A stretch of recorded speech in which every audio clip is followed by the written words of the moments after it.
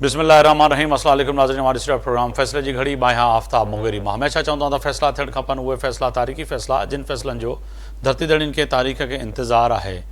अॼु यानी कि वॾो अहम फ़ैसिलो, तारीख़ी फ़ैसिलो थींदे नज़र अचे पियो, जंहिंजो मर्कज़ ऐं महवर यकीनी तौर ते पाकिस्तान ऐं पाकिस्तान जे chief of defence force, chief of जेको आहे सो आर्मी ऐं फील्ड मार्शल सईद आसिफ मुनीर साहब, उन सां गॾोगॾु वज़ीर आज़म शहबाज शरीफ़ ऐं इन सां गॾोगॾु वज़ीर ख़ारजा डिप्टी प्राइम मिनिस्टर इसहाक़ डार ऐं इन सां गॾोगॾु वफ़ाक़ी वज़ीर दाख़िला पाकिस्तान बशमूल सॼी पार्लियामेंट बशमूल जेको आहे सो पाकिस्तान जो अवाम ऐं सियासी धुरियूं ऐं पाकिस्तान समेत उहे दोस्त मुल्क जंहिंमें आज़रबाईजान, चाइना, तुर्किया, इवन के जेको आहे सो सऊदी अरब ऐं केतिरनि ई मुल्कनि जंहिं जेको आहे सो इस्लामाबाद ऐं ख़ासि तौर ते पाकिस्तान खे इन अमन जे अलम सां निकितल क़ाफ़िले खे सपोर्ट कई ऐं सपोर्ट इन लाइ कई त पाकिस्तान हिकु चइजे त हिन ख़िते में ऐं सॼी दुनिया में जेको आहे सो अमन आणण जी जेको आहे सो उन कोशिशुनि में जीअं मसरूफ़ हुयो, उन्हनि आख़िर कोशिशुनि रंग लाथो ऐं अॼु यानी कि प्रेसिडेंट ट्रम्प इन ॻाल्हि लाइ तयारु थी वियो त मुआदो कयूं पिया, हक़मी मुआदो थिए पियो ऐं 19 तारीख़ ते जेको आहे सो स्विट्ज़रलैंड में थींदो ऐं उन जा नुकात बि साम्हूं अची विया। पर इन सां गॾोगॾु इसराइल जेको आहे पंहिंजी हड हरामी खां नथो मुड़े ऐं अॼु बि जेको आहे सो जहिड़ी रीति जेको आहे सो इसराइल हमला कया आहिनि, उन खां नज़र ईअं पियो अचे त किथे न किथे अमेरिका ऐं ईरान जे दरमियान जेका चिकताण आहे ऐं उहो जेको मुआदे जे तरफ़ वञे पियो, उन जो ख़ात्मे जे लाइ इहा कोशिशि कई पई वञे त इहो कीअं बि मुआदो कहिड़ी बि रीति न थी सघे। पाकिस्तान जी जे चइजे त वॾी कामयाबियूं ऐं कोशिशूं जेके चइजे त पाकिस्तान कयूं, उन्हनि जो जेको नतीजो आहे उहो वॾो अहम आहे। हिकु न वक़्तु अगरि ॾिठो वञे त केतिरनि ॾींहंनि खां अमेरिका ऐं ईरान ऐं इसराइल जी छिकताण त हुई, पर इहा जंग सिर्फ़ु इहे मुल्क न पर सॼी दुनिया विढ़े पई। सॼी दुनिया में हिन वक़्तु अगरि ॾिठो वञे त सूरत हाल जेका आहे बदस्तूर जेको आहे सो उहा इंतिहाई इन लाइ बि ख़राबु हुई जो माशी जेको आहे सो सूरत हाल तमामु ख़राबु थी चुकी हुई। ऐं कल्ह बल्कि अॼु चइजे त अॼु सदर ट्रम्प जेको आहे सो पंहिंजे ट्रुथ सोशल ते जेको आहे सो पैगाम ॾींदे चयो त मां अमेरिकन नेविन खे हुकुम पियो ॾियां त उहे इहे ब्लॉकेजिस जेके आहिनि उहे ख़तमु कनि ऐं उन सां गॾोगॾु बीठल ऐं फाथल जहाज़ जेके आहिनि पंहिंजियूं इंजड़ियूं स्टार्ट कनि ऐं तेल जी रसाई पूरी दुनिया ताईं पहुचणु शुरू थी वञे। इहा ख़बर यकीनन ई पाकिस्तान समेत पूरी दुनिया जे लाइ हिकिड़ी ख़ुशाइन ख़बर हुई। पर ॿिए तरफ़ आलमी इदारा ऐं आलमी बिरादरी जेका इसराइल ते बि तनक़ीद करे पई त उनखे इहो सोचणु खपे त इसराइल कहिड़ी रीति जेको आहे सो जंग जी जेको बंजगड़ी करे पियो ऐं हमला करे पियो। लबनान हिकिड़ो ख़ुदि मुख़्तियार मुल्क आहे। वाज़े तौर ते ईरानी जेको आहे सो वज़ारत जेको आहे सो ख़ारजा वाज़े तौर ते चयो आहे त ईरान यकीनी तौर ते जेको आहे सो हिन वक़्तु जेका पेशरफ़ थी आहे उनजो जाइज़ो बि वठे पियो ऐं इन रीति जहिड़ी रीति जेको आहे सो ईरान वाज़े तौर ते पंहिंजो नुक़्ते नज़र पेश कयो हुयो त कहिड़ी बि रीति जेको आहे सो लबनान ते हमला थींदा त पोइ हीउ मुआदो ऐं ॻाल्हियूं ॿोलियूं अॻिते न वधंदियूं। ईरानी अवाम पंहिंजे हिन वक़्तु फ़ौज सां ऐं पंहिंजी क़यादत सां बीठल आहे। इहो तासुर त शायदि ईरान में बि जेको आहे सो हिन वक़्तु ग्राउंड ते सूरत हाल ख़राबु आहे, पर हिन वक़्तु बि जेको आहे सो ईरान वाज़े तौर ते चवे पियो त प्रेसिडेंट ट्रम्प जो इन जॻह ते पहुचणु ऐं मुआदे ते आमदा थियणु इहा ईरान जे अवाम जी ऐं ईरान जी ताक़त जी कामयाबी आहे। इन ते ॻाल्हि ॿोल कंदासीं। मुंहिंजा मौज़ूस महिमान मां तारीफ़ कराईंदो हलां। असां सां गॾु आहिनि हसन हबीब साहब आहिनि, जेको आहे सो सीनियर सफ़ारतकार आहिनि, अवां जी वॾी महिरबानी। ब्रिगेडियर गुलाम मुर्तज़ा साहब आहिनि, दिफ़ाई तज़िया निगार आहिनि, अवां जी वॾी महिरबानी। ऐं असां सां जेको आहे सो डॉक्टर मुनवर साहब आहिनि, पवण साहब, अवां जी वॾी महिरबानी, सीनियर तज़िया निगार आहिनि। टिन्हिनि खे पंहिंजे प्रोग्राम में भलीकार पियो चवां। डॉक्टर साहब, तव्हां खां आगाज़ कंदुसि, छा पिया सम्झो त हिन वक़्तु जेका सूरत हाल। अच्छा, हसन हबीब साहब अवां ॾे ईंदुसि। सर, छा सूरत हाल है अभी जो आप देख रहे हैं? ये जो मुआदा जो हुआ वो मुआदा भी आपने के सामने है, जो कि मुआदे की शक्ल तो सामने आ गई है। 9 तारीख को उन्होंने करना है, मगर ये फ़ैसला जो रोज़ाना की बुनियाद पे सुन रहे थे, आज नहीं तो कल, कल नहीं तो परसों, बिलाखिर प्रेसिडेंट ट्रंप ने कहा कि मैं हुक्म देता हूं कि ये जो नेवल ब्लॉकेजेस हैं स्ट्रेट ऑफ हॉर्मस में, उसको फौरी ख़त्म किया जाए। बिल्कुल, देखिए, बिलाखिर वही मुआहदा हुआ जिसको शुरू से हम जिसकी बातगश्त सुन रहे थे, जो शुरू से ही तय था वही हुआ है। और ये बुनियादी तौर पर, जैसे हम लोग, आपको याद होगा, बार बार बातों में ये कह रहे थे कि इजराइल जो है वो गड़बड़ कर, और इसीलिए कि आपने देखा है कि दबे लफ्जों में प्रेसिडेंट ट्रंप ने बेंजामिन नेतन्याहू को भी तंबीह की है कि उन्होंने जो बैरूत पे हमला किया है उससे वो आउट ऑफ प्रोपोर्शन है। देखिए, इंटरनेशनल लॉ में जो भी जवाब दिया जाता है वो उसी जबान में दिया जाता है जिसमें, यानी अगर आपने किसी ने मिसाइल मारा है तो आप मिसाइल मारते हैं, ये नहीं कि किसी ने तलवार चलाई तो आप उसके ऊपर एटम बम मार दें। तो ये जो डिले हुआ है प्राइमरीली, उसमें कुछ तो अमेरिका के इंटरनल इश्यूज थे जिसमें पॉलिटिकल और वो सब शामिल थे, लेकिन मेनली इजराइल जो था वो काबू में नहीं आ रहा था। इधर फिर इजराइल का जब नुकसान होना शुरू हुआ साउथ लेबनान में, जहां हिजबुल्लाह ने ड्रोन से उनके टैंक और उनकी जो है आर्मर्ड कैरियर्स को तबाह किया, तो उसके बाद से मेरे ख्याल में इजराइल को भी कुछ अंदाजा हुआ कि हालात उतने अच्छे नहीं है। अब सीज फायर तो हो गया है, लेकिन इजराइल क्या वो इलाके खाली करेगा? तो देखिए, एक अजीब मसला ये है कि लेबनान में जो हुकूमत है, जो वो तो अमेरिका लेके आया है, तो अगर इजराइल के हमलों की वजह से हिजबुल्लाह और स्ट्रांग होती है तो नुकसान तो अमेरिका का है।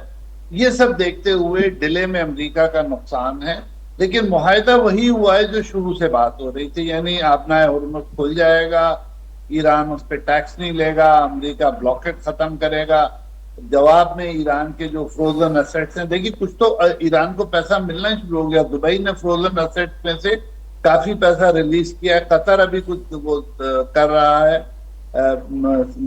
सुस्ती, लेकिन ईरान का जहां तक ताल्लुक है उसके पैसे, फ्रोजन पैसे वापस आएंगे, और उसको जो है वो जो ट्रेड की उसमें पाबंदियां, ताकि फिर ईरान खुल के अपना तेल एक्सपोर्ट कर सके और उससे फिर उसको फायदा हो। अभी तो वो जो तेल बेचते हैं वो बड़े नुकसान में बेचते हैं, वो वाया मीडिया से बेचते हैं, कभी दुबई के थ्रू बेच रहे हैं, कभी डिफरेंट एजेंट्स की मदद से बेच रहे हैं, तो उसमें ईरान को उतना पैसा नहीं मिल रहा है जितना मिलना चाहिए।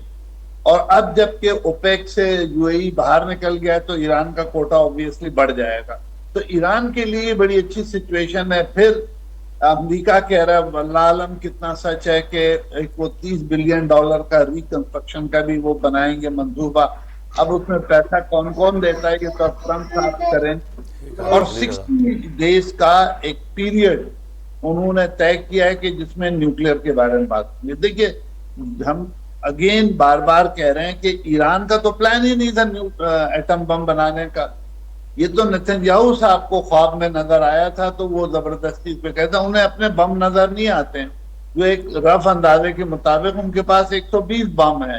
तो ये देखते हुए, और दूसरी तरह अगर आप गौर से देखें तो नॉर्थ कोरिया के पास कोई 60 बम है, उनके खिलाफ तो आज तक अमेरिका ने कोई ऐसा सॉलिड इकदाम नहीं किया, बल्कि उनका कल भी बयान आया, अगर आपके सामने नजर से गुजरा हो, तो उन्होंने तो वाज़ेह तौर पे कहा कि अब न्यूक्लियर पे कोई भी बात नहीं होगी, अगर कोई कहता करता है तो वो फिर अहमकों की दुनिया में रहता है। उसका जो बहसियत सहाफ़ी जो मैं समझ सका हूँ, मगर आप इस पर रोशनी डालिएगा कि अगर वहाँ पे तो नज़र नहीं पड़ती, क्योंकि नॉर्थ कोरिया और साउथ कोरिया का मामला है, फिर अमेरिका वहाँ पे भी जिम्मेदार है उनका।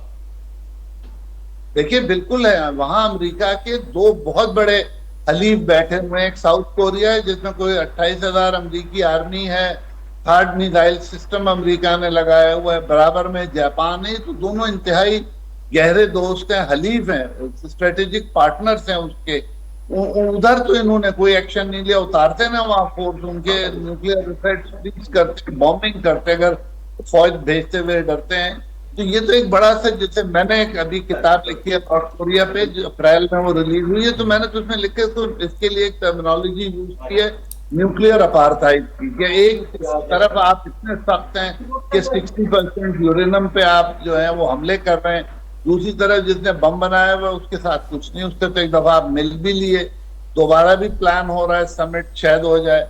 और अभी शी जिनपिंग साहब ने जो दौरा किया उसके बाद तो और हालात अमेरिका के लिए खराब होंगे। तो ये ऑल इन ऑल अगर हम आप वापस आए अपने बिल्कुल मौजू की हसन तरफ, हबीब साहब साथ ही रहेगा। मैं डॉक्टर ईरान साहब की तरफ जाऊंगा। डॉक्टर साहब बहुत शुक्रिया, अवां जी वॾी महिरबानी, अवां वक्त कढियो मुझे प्रोग्राम जे लाइ। ईरान ऐं अमेरिका जी जंगबंदी ख़ासि तौर ते ताज़ा तरीन जेका सूरत हाल आहे उहा अवां जे आम्हूं साम्हूं आहे, अवां जी बि गहरी नज़र आहे। मुआइदो थींदो या न, हींअर बि अगरि ॻाल्हि कयूं त अॼु बि जेको आहे सो वज़ारत ख़ारजा उमूर जेका आहे ईरान जी, उन केतिरा ई सवाल उथारे छॾिया आहिनि। ऐं वरी भञकणी जहिड़ी रीति जेको आहे सो इसराइल करे पियो, उन जा जेके दूरदेश नताइज आहिनि उहे इंतिहाई ख़राब नज़र पिया अचनि। जीअं हसन हबीब साहब चवनि पिया त अगरि ॾिठो वञे त लबनान में अमरीकन हामी हुकूमत आहे, पर उते जे हमला थियनि था त पोइ अॻिते हली अमरीका लाइ बि फ़ैसिलो पैदा थींदो ऐं इन सां गॾोगॾु इसराइल लाइ बि मसइलो पैदा थींदो, जेको ईरान वाज़े तौर ते चई चुको आहे त जेको आहे सो लबनान जे अंदरि जेका जाहिरियत आहे, जेका जंग आहे, उन जे ज़ाब्ते ताईं ॻाल्हियूं ॿोलियूं न थींदियूं। वॾी महिरबानी मुगैरी साहब, अवां खे, अवां जी टीम खे, हबीब साहब खे, सभिनीनि खे सलाम। टे वॾी मुश्किलात आहिनि इन सॼे डील जे अंदरि। पहिरीं जेकी मुश्किल आहे उहा वॾे में वॾी, उहो त नीथनयाहू आहे। ऐं नीथनयाहू कॾहिं बि न चाहींदो त इहा डील मुकमल थिए, बल्कि हाणे नीथनयाहू खां बि ॻाल्हि अॻिते हली वई आहे। पूरो इज़राइल ऐं इसराइल जी जेकी स्ट्रेटेजिक थिंकिंग आहे उहा इहा आहे त अगरि ईरान सां जंग ख़तम बि थींदी त ॿी जंग लाइ तव्हां तयारु थी वञो। ऐं उहो वॾो तूफ़ान तुर्की ऐं मिस्र मां थो अचे, लिहाज़ा मिस्र ऐं तुर्की जे ख़िलाफ़ जंग लाइ हाणे साईं तव्हां पंहिंजी तयारियूं शुरू कयो। लिहाज़ा चाहे हुनजो अपोज़िशन लीडर नफ्ताली बेनेट हुजे या वरी उन जा रिलीजियस लीडर्स हुजनि, उहे अञा हाणे साईं नैरेटिव कंस्ट्रक्ट कनि था पिया। पहिरीं मुश्किल त इहा आहे। ऐं मां नथो सम्झां त जुमे ताईं नीथनयाहू को अहिड़ी कार्रवाई न कंदो जंहिंजे करे इहा डील जे मथां जेकी सिग्नेचर आहे इहा अञा पोइते न वञे। ॿी जेकी ॻाल्हि आहे, छा अमेरिका मुकमल तौर ते स्टेट ऑफ हॉर्मुज़ जे ब्लॉकेट खे ख़तमु कंदो? मुआइदे जे मुताबिक़ त उनखे मुकमल तौर ते ख़तमु करिणो आहे।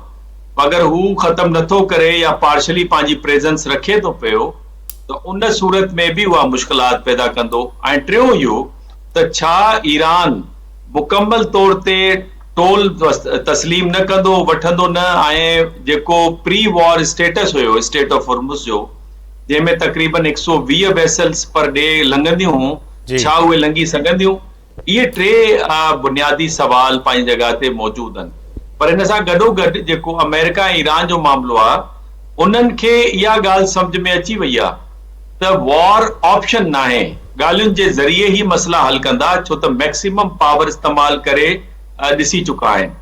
ॿी ॻाल्हि इहा त ईरान खे लगातार जेके धोखा मिलिया आहिनि, मिसाल जे तौर ते जॾहिं कासिम सुलेमानी ॻाल्हियुनि लाइ वञे पियो त हू टारगेट थी वियो। अहिड़े नमूने सां ॻाल्हियूं हलनि पियूं त 12 ॾींहंनि जी जंग शुरू थी वई। ओमान जी सरबराही में अगेन तक़रीबन शयूं तय थी वियूं, पर अगेन वरी 28 फ़ैब ते हमलो थी वियो ईरान जे मथां। त ईरान जे अंदरि डिस्ट्रस्ट ज़रूर मौजूद आहे। ऐं इहा ई वजह आहे, असां ॾिसूं था पिया जेको आम माण्हू आहे ईरान में, उहो हिन महिल अमेरिका जे मथां ट्रस्ट करण लाइ तयारु न आहे ऐं उहो हिकिड़ो प्रेशर बिल्ड थो थिए। ऐं ईरान जे अंदरि जेको हिकिड़ो ग्रुप आहे जेको सम्झे थो त ॿारहा असां धोखा खाधा आहिनि, लिहाज़ा हिन महिल कंसेशंस ॾियण अमेरिका खे उहो ठीकु न आहे। तो पंहिंजी जॻह ते चैलेंजेस आहिनि। डॉक्टर साहब तव्हां ॿी हिकिड़ी ॻाल्हि सम्झणु चाहींदुसि त बहसियत जेके माण्हू असांखे ॾिसनि पिया ऐं सहाफ़ी, अवां जो हिकिड़ो तवील तजुर्बो आहे, पाकिस्तान जूं कोशिशूं हुयूं, सॼी दुनिया उनखे साराहे पई, इवन के ख़ुदि अमेरिका जे प्रेसिडेंट केतिरा ई दफ़ा फील्ड मार्शल सईद आसिम मुनीर साहब जी, वज़ीर आज़म पाकिस्तान शहबाज शरीफ़ जी तारीफ़ कंदे कंदे कंदे मां सम्झां 100 दफ़ा हुन चई छॾियो आहे त ॾाढा ज़बरदस्त माण्हू आहिनि, सुठो कमु आहे, इस्लामाबाद सुठो कमु करे थो। ऐं अहिड़ी रीति जेको आहे सो अमरीकन पूरी जेको आहे सो इंतिज़ामिया जे तरफ़ों जेको आहे सो पाकिस्तान जी साराह, ॿिए तरफ़ यूरोपीय यूनियन जी साराह, टे तरफ़ अरब मुल्कनि जी साराह, वरी अचूं त जेको आहे सो सवाइ इंडिया, इसराइल ऐं UAE जे। पर हीउ जेको मुआइदो आहे 19 तारीख़ ते बजाए इस्लामाबाद जे, उहो स्विट्ज़रलैंड मुंतक़िल थी वियो। इन जा कारण छा आहिनि? माण्हू सम्झणु चाहिनि पिया त छा इन ते पाकिस्तान ते असरु पवंदो? त पाकिस्तान जो त किरदारु ई न हो, त हुननि त वञी स्विट्ज़रलैंड में मुआइदो कयो। सम्झां थो स्विट्जरलैंड ॾिसो न हिकिड़ो त जेनेवा में थींदो ऐं जी। जेनेवा जी यूनाइटेड नेशन जे इदारे जे हवाले सां ICJ जे हवाले सां हिकिड़ी हैसियत पंहिंजी जॻह ते मौजूदु आहे ऐं उते यानी इहो हिकिड़ो इम्प्रेशन आहे त इंटरनेशनल जेके इंस्टीट्यूशन्स आहिनि उहे अञा बि जी। इंटेक्ट पंहिंजी जॻह ते आहिनि। ॿी ॻाल्हि इहा आहे त इनफैक्ट उन में पाकिस्तान त तमामु ईज़ी एक्सेस आहे, थी सघे थो सिक्योरिटी कंसर्न्स हुजनि छो त स्पाइलर्स त मौजूदु आहिनि। हिन महिल जेको अफ़गानिस्तान जे थ्रू बलूचिस्तान में KPK में थिए पियो उहो पंहिंजी जॻह ते रीज़न आहे। टीं ॻाल्हि इहा आहे थी सघे थो त ऑब्ज़र्वर्स हुते अचनि, इज़राइल जा बि अचनि ऐं इज़राइल जो डेलीगेशन त वेलकम न हूंदो, अदरवाइज़ ईरान हुन में शामिल न थींदो, पर इज़राइली जर्नलिस्ट तव्हांखे यादि हूंदो जॾहिं इस्लामाबाद टॉक्स थियनि पिया उन महिल बि इज़राइली जर्नलिस्ट खे अंदरि दाख़िल असां उनजी इजाज़त न ॾिनीसीं। त आहिनि मुमकिनात त इहो पंहिंजी जॻह ते इहो बि फैक्टर हुजे।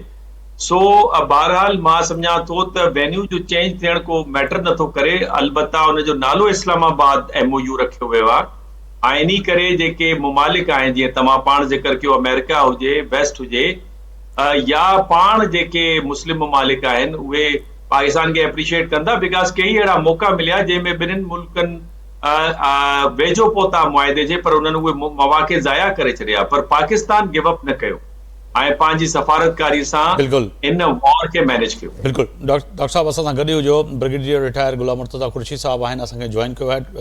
वरी महिरबानी कुरैशी साहब, फ़ैसिले जी घड़ी में जेको हीउ फ़ैसिलो अॼु थींदे नज़र अचे पियो, प्रेसिडेंट ट्रम्प अॼु जेको आहे सो हिकिड़ी नवीद ॿुधाई आहे, हिकु ख़बर ॿुधाई आहे त मुआदो मुकमल थी चुको आहे ऐं हुननि हुकुमनामो बि जारी कयो आहे बादशाह सलामत कहिड़ी बि रीति जेको आहे सो जेके स्टेट ऑफ हॉर्मस में जेके नेवल ब्राकस आहिनि उन्हनि खे ख़तमु कयो वञे ऐं हिन सां गॾोगॾु मुआदो जेको आहे उहो 19 तारीख़ ते जीअं डॉक्टर साहब बि ॻाल्हि कनि पिया त उहो जेको प्रेसिडेंट ट्रम्प पाण बि चयो आहे त उहो जेको आहे सो स्विट्ज़रलैंड यानी कि जेनेवा में थींदो, त पोइ हुन सां गॾोगॾु चइजे त हीअ ॿिए तरफ़ हिनमहिल बि जेका ख़बरूं अचनि पियूं त लबनान ते हिकिड़ी रीति जेको आहे सो इसराइल हमिलो करे पियो, त पोइ हाणे छा ईरान जवाबु ॾियण जो हक़ु रखे थो, छाकाणि त वायलेशन त हमेशह किथे न किथे इसराइल जी तरफ़ां थींदी रही आहे।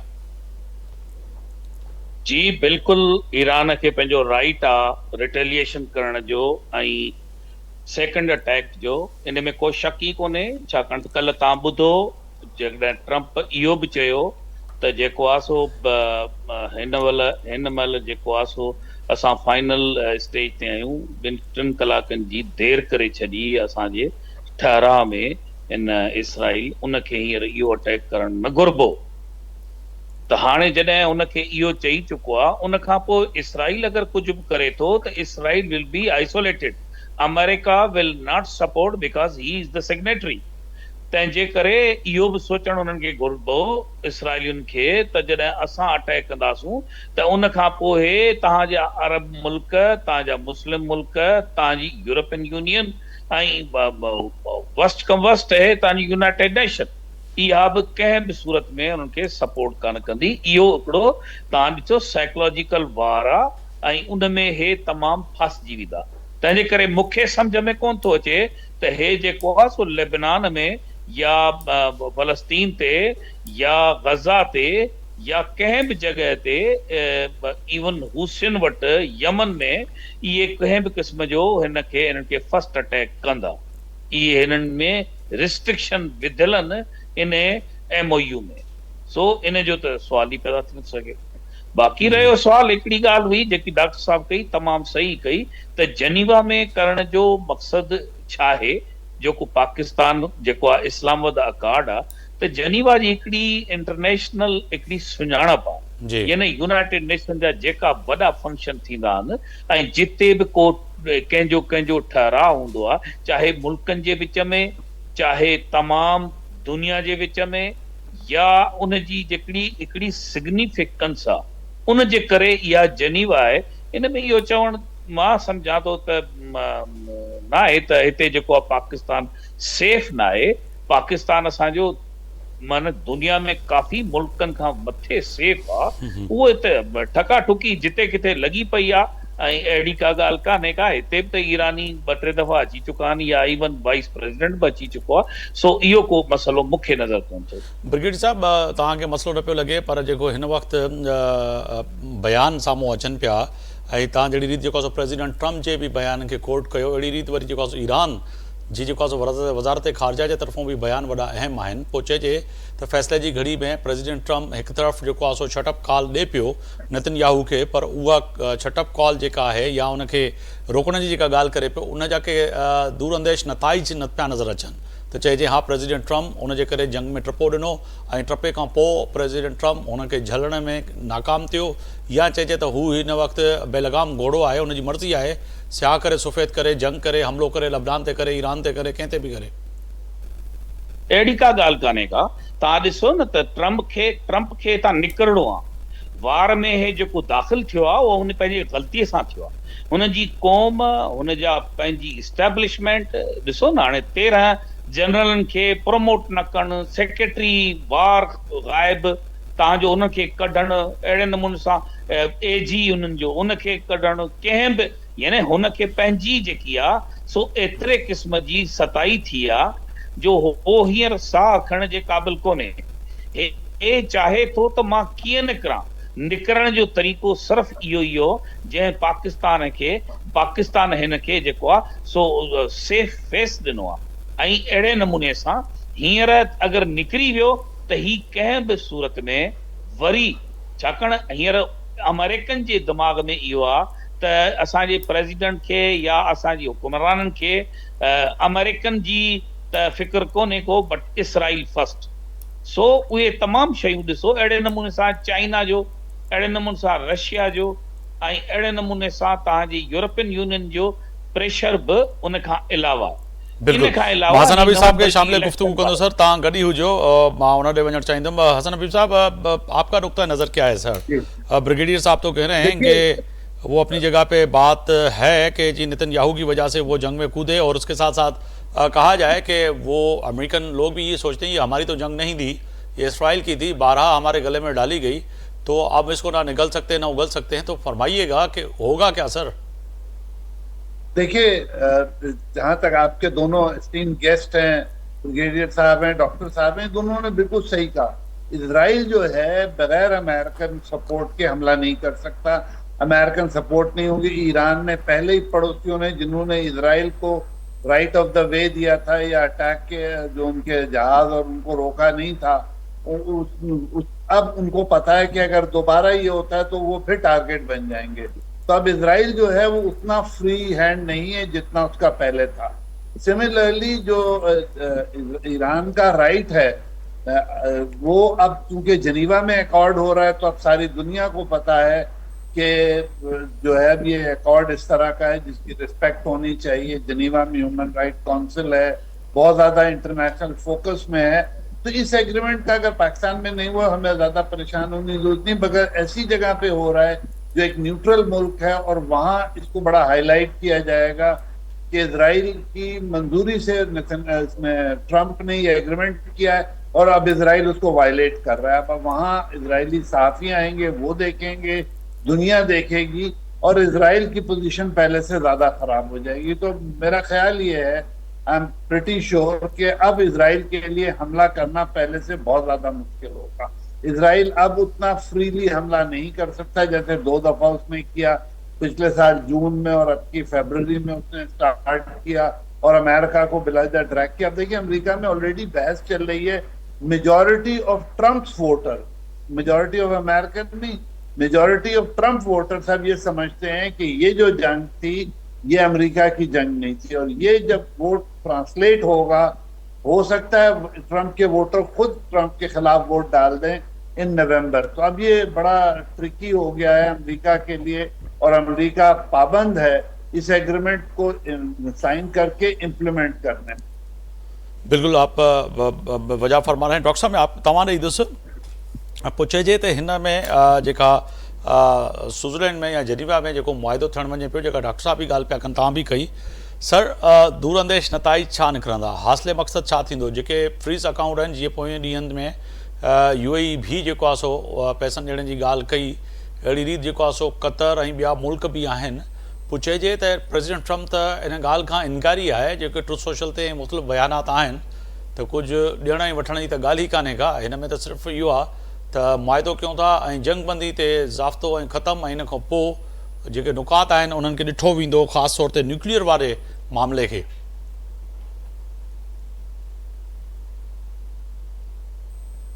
जी डॉक्टर साहब। मुग़िल साहब, डोमेस्टिक पॉलिटिक्स में कई प्रेशर्स हूंदा आहिनि जी। ऐं ट्रंप जे मथां इज़राइली लॉबी जेको आहे, नेतन्याहू जी जेकी लॉबी आहे, एवेंजेलिकल्स आहिनि, नियो कंजर्वेटिव्स आहिनि, उनजो हिकिड़ो प्रेशर बि आहे। सो लिहाज़ा अगर हुई बासिन त हू कुछ पेमेंट कंदा या सैंक्शंस खे हटाईंदा या कुछ पेमेंट करे चुका आहिनि, मज़ीद किस्तनि में पेमेंट थींदी जेके ईरानियन एसेट्स जी, ऐं सैंक्शंस 60 ॾींहंनि लाइ ऑयल जी तरसील ते ख़तम थींदो, त पोइ उते सवाल इहो उथारियो वेंदो त जनाब पोइ कहिड़ो फ़र्क़ु आहे तव्हांजे मुआहिदे ऐं JCPOA जे मुआहिदे में? पोइ तव्हां छो इहा जंग कई, छो $1 ट्रिलियन ज़ाया कया, छो 13 अमेरिकन मेरीन्स माराया, हालांकि इन जी फिगर 750 आहे, 750 जे वेझे ज़ख़्मी बि आहिनि ऐं मारिजी बि विया आहिनि। सो पोइ एतिरो तव्हां इहो जंग में वियो छो? ऐं तव्हां वियो जो इन जो मतिलबु इहो त तव्हां अमेरिका फर्स्ट न इज़राइल फर्स्ट रखियो। सो मां सम्झां थो उन प्रेशर खे टैकल करण जे डॉक्टर साहब या कतक लाइ माफ़ कजो, हुते प्रेसिडेंट ट्रम्प त इहा पिया ॻाल्हि कनि त ही जो बाइडन वारो ऐं ओबामा वारो मुआहिदो नाहे, त पोइ उन मुआहिदे ऐं हिन में फ़र्क़ु कहिड़ो रहियो? अदा उन मुआहिदे में भी सैंक्शंस हटाया विया हा, ईरान खे आहिस्ता आहिस्ता इंटीग्रेट करणो हो इंटरनेशनल सिस्टम में। अहिड़े नमूने सां हिन मुआहिदे में भी इहो ई आहे त अगरि ॿिया मामला जंहिंमें न्यूक्लियर आहे, एनरिच यूरेनियम जो मामलो, त उहो डिग्रेड कयो वेंदो, ईरान खां ॿाहिरि न निकिरंदो। ऐं इन खां पोइ अगरि ईरान सां ॿिया मामला बि ठाह थी वेंदा त पोइ वरी ईरान खे मुकमल तौर ते आज़ादी हूंदी ट्रेड करण जी बि। बल्कि मां तव्हांखे इहा ख़बर बि ॾींदो हलां त अॼु जी अहम ख़बर त इहा आहे त पाकिस्तान हिकिड़ो वॾो ट्रेड मुआहिदो करण वारो आहे ईरान सां, ऐं इहो 60 ॾींहंनि जी हुन में आहे।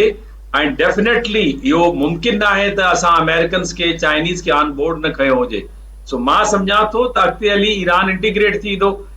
बज़ाहिर इहो नैरेटिव में या बयानीअ में त इहो चयो वेंदो त असां जेको आहे मुख़्तलिफ़ मुआहिदो कयो आहे, ईरान जे न्यूक्लियर प्रोग्राम खे मुकमल तौर ते ख़तम करे चुका आहियूं, पर हक़ीक़त इहा आहे त इहो मुआहिदो तक़रीबन उहो ई मुआहिदो हूंदो जेको JCPOA। डॉक्टर साहब ॿियो अवां जी नज़र सां अगरि ॾिसिजे, अवां जो तजुर्बो, छा पाकिस्तान हेॾी वॾी क़ुर्बानी, हेॾी वॾी कोशिशूं जेके कयूं आहिनि उहे वरी अहम आहिनि इंसानियत जे लाइ, अमन जे लाइ, पर ॿियो हिकिड़ो सुवाल पैदा थिए थो त हिकिड़ो असांजो वॾो अहम मसइलो इहो बि आहे त ईरान ऐं पाकिस्तान गैस पाइपलाइन, छा अमरीका खे ऐं हिन वक़्तु जेका सूरत हाल आहे उन में किथे न किथे पंहिंजो बि मसइलो हल करण में पाकिस्तान कामयाबु वेंदो, त जिथे तव्हां हिंदुस्तान खे घटि में घटि इहा प्रिविलेजिस हासिल हुई त उहो जेको आहे सो चाबंदर ते जेको आहे सो पोर्ट ते कमु करे ईरान खां तेल वठे ऐं अहिड़ी रीति रूस खां बि तेल वठे, पर पाकिस्तान जॾहिं हेॾियूं कोशिशूं करे थो त पाकिस्तान छो न पंहिंजी गैस लाइन खे जेको आहे सो कंप्लीट करे? तव्हां सही चयो, गैस पाइपलाइन न बि हुजे, ट्रालनि जे ज़रिए, ॿियनि जे ज़रिए, टैंकर जे ज़रिए गैस त तव्हां वटि अचे थी पई जी, LPG अवां वटि अचे थी पई, ऐं मज़ीद बि अवां वटि ईंदी। ऐं फर्दर जेको गैस पाइपलाइन जो मामलो आहे उहो बि तय थी वेंदो मां सम्झां थो। वॾी ॻाल्हि त इहा आहे त ईरान जे रस्ते अवां सेंट्रल एशिया ताईं पहुचो था, तव्हांजी पहिरीं कंसाइनमेंट ताजिकिस्तान पहुची वई आहे। जेकी ईरान जे लाइ तव्हां 6 कॉरिडोर खोलिया आहिनि, उहे 6 कॉरिडोर त ॿिन्हिनि मुल्कनि खे फ़ाइदो ॾींदा। इनफैक्ट हिन में अमेरिकन्स खे असां ॿुधायो हूंदोसीं, एतिरी वॾी जो कुर्बानी ॾिनी आहे या कंसिस्टेंटली जेके एफर्ट्स विधियूं त हुनजा डिविडेंड्स त असां वठंदासीं, चाहे उहे माशी हुजनि या सफ़ारती हुजनि या सियासी हुजनि, उहे वठण बि खपनि, ऐं मां सम्झां थो उहे असांखे मिलंदा बि। ठीकु आहे। ब्रिगेडियर साहब, मां वान ईंदुसि, हिन वक़्तु दूरअंदेश नताइज जेके आहिनि अफ़वाज पाकिस्तान, हिकु तरफ़ बॉर्डर ते अफ़गानिस्तान ऐं प्रॉक्सी जेका हिंदुस्तान जी रॉ जी ऐं प्लस में जेको आहे सो इसराइल जी आहे उन सां मुंहुं ॾिए पियो। ॿियो अंदरूनी खाना जेका हिन वक़्तु रॉ फंडेड ऐं इसराइल फंडेड जेको आहे सो एक्टिविटियूं आहिनि, ख़ासि तौर ते कश्मीर में अवां ॾिठियूं, KP में ॾिठियूं, बलोचिस्तान में ॾिठियूं, उनजे बावजूदि जेको आहे सो असां दुनिया खे सालिसी जो किरदारु अदा करे ऐं ताक़तवर मुल्कनि खे हिन वक़्तु टेबल टॉक ते मुज़ाकरात ते वेहण लाइ तयारु कयो आहे, पर छा पंहिंजो बि बयान कयो आहे त असांजे मुल्क में बि जेको आहे सो हीअ जेको आहे फंडेड दहशतगर्दी जेका आहे हिन जे पुठियां इसराइल ऐं रॉ यानी कि इंडिया इन्वॉल्व आहे? जी बिल्कुलु, तव्हां सही चयो, रॉ ऐं जेको आहे इंडिया बिल्कुलु हिन में शामिल आहिनि। पर तव्हांखे हिकिड़ी ख़ुशी ख़बर मां तव्हांखे ॿुधाईंदो हलां त जेको असांजो बफर ज़ोन आहे, असांखे जेतिरो एरिया खपे पियो उहो असांजे कंट्रोल में आई आहे। यानी कि अफ़गानिस्तान खे हींअर एतिरी ज़रूरत या अहिड़े तरीक़े सां जीअं हो जेॾी महिल चाहे त जेको आहे सो सुरंगुनि मां या पहाड़ियुनि मां या जेको आहे सो मैदानी इलाइक़े मां निकिरी अचे, ये उन्हनि जा जेके TTP या जेके अफ़गानी तालिबान निकिरी अचनि हिते जेको आहे सो असांखे जेको आहे सो नुक़सानु पहुचाए हलिया वञनि, इहो तमामु उन्हनि जे लाइ आस्ते आस्ते मुश्किल थी वेंदो ऐं इनशाला इहो को टाइम घणो कोन्हे। इन सां गॾोगॾु जीअं डॉक्टर साहब चयो त इन में असांजो इकोनॉमिकल, सियासी ऐं सफ़ारती इहो असांजो एडवांटेज हींअर असांखे वठणु घुरिजे। गैस पाइपलाइन जो जेसिताईं तालुक आहे त गैस पाइपलाइन या छा अमेरिका जी रिस्ट्रिक्शन जे करे कोन पई हली, जॾहिं सैंक्शन हली वियो त सभिनी खां पहिरियों असांजे लाइ वेलकम कयो वेंदो ऐं इहा बि तमामु सुठी ख़बर आहे त जेको कॉरिडोर असांजा खुलियल आहिनि फॉर दी जेकियूं स्टेट्स आहिनि असांजूं Russian x state, Islamic status आहिनि, इहे 6 या 7, इन्हनि में असांजी तमामु घणी इंग्रेस हूंदी। इन में चाइना जो वॾो हथु हूंदो। ग्वादर पोर्ट असांजो हिकिड़ो बेसिक जेको आहे सो इंग्रीडियंट आहे जंहिंजे थ्रू जेको आहे सो इहो सॼो सामान ऐं उते असांजो पहुचंदो। असांजो त उन में डबल फ़ाइदो आहे ऐं असांखे को रोकण वारो केरु कोन थो थी सघे। The reason is the we are the KPI, kingpin inclination. तंहिंजे करे असांखे कंहिं बि क़िस्म जो को फिक्र इन में न करणु घुरिजे। ऐं इहे तव्हां 6 महीना त डॉक्टर साहब चयो आहे त जेको आहे सो का असांजी ईरान सां जी असांजी एग्रीमेंट बिफोर दिस नेगोशिएशन बिल्कुल। की चुकी हसन हबीब साहब, मैं आपकी जाने पाऊंगा। हसन हबीब साहब, फरमाइएगा कि अब अगर बात की जाए कि जिस तरह से ये मामला तो ठीक हैं जो भी हैं, मगर इसके साथ साथ आगे बढ़कर जो पाकिस्तान का अपना केस है, क्या वो उम्दा तरीके से अब, क्योंकि बड़े अच्छे ताल्लुकात हैं अमेरिका के साथ भी, रूस के भी साथ, चाइना के साथ, इवन के सऊदी अरब, कतर और यूरोपीय यूनियन के ममालिक के, आपने देखा कि पिछले महीने जो है डेलीगेशन भी आया, उन्होंने तारीफ भी आके की, तो क्या हम उठा सकते हैं? क्योंकि इस वक्त आलमी सतह पर नरेंद्र मोदी और बीजेपी को रुसवाई का तो सामना है। कल भी हमने देखा कि जो है जयशंकर को जो है जलालत का सामना करना पड़ा जब सवाल हुए उनसे, ख़ास तौर पर हिंदुस्तान में इंसानी हुकूक के हवाले से।